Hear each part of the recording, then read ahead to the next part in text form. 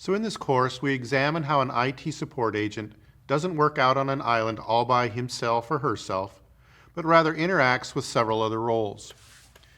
From your experience, Tom, can you describe for us some different situations typically faced by an IT support agent in which they must interact with other roles, and why they need to reach out to those persons to help them with their cases? Yeah, sure. There's really four areas that I can think of.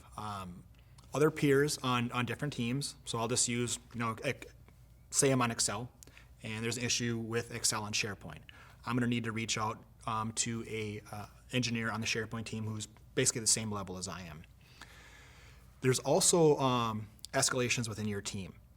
If you can't figure out, if it's so complex and it really needs some debugging, looking at code, you're going to have to engage like an escalation resource on your team. Now, there's also the product group, those who wrote the product. If you encounter what you think is a bug and you need them to look at it, you're going to have to reach out to the product group. Now, there's also account managers, which would be the liaison between you, the support agent, and the customer. If the customer is really upset, you might need to lean on that account manager to have a conversation with them. There's been situations where I know the customer really should be using a newer product. They're on a very old legacy product, and we're really limited at what we can do, so I need to lean on that account manager to have that conversation. Now, I touched on earlier in one of our conversations about building this network, because now we integrate with so many different products. Any software does, really. So you're going to have to reach out to other engineers, because many times cases will come in and the person opening that case isn't 100% sure where the actual defected product is. So I would receive a case.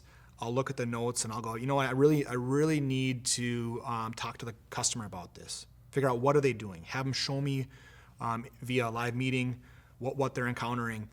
And there's different ways that you can engage other peers. You can dispatch that whole case. Doesn't always work that well. Or you can cut them a task, a collaboration task.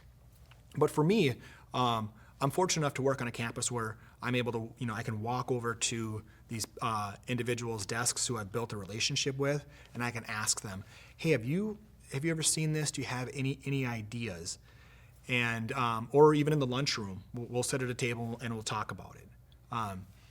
And our escalation resources, which is the second one, these are people who have been, supporting that particular product for, there's some individuals 20, 25 years. And I'll have to lean on them to really look at the issue from a deeply technical side. And then, of course, the product group. They're the ones who know the product in and out. They wrote it, they can examine the code, and that's great to have a relationship with them. If we do encounter a bug, we can engage them via hotfix request.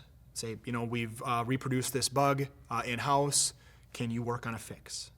And then, as I mentioned earlier, the account managers. Those are the people who are really the coolers. They can calm down a very upset, hot customer, and help you with making sure that when you do finally provide a resolution, that if they get surveyed, they're going to give you a high mark, because you've done everything within your power to help them and as quickly as possible.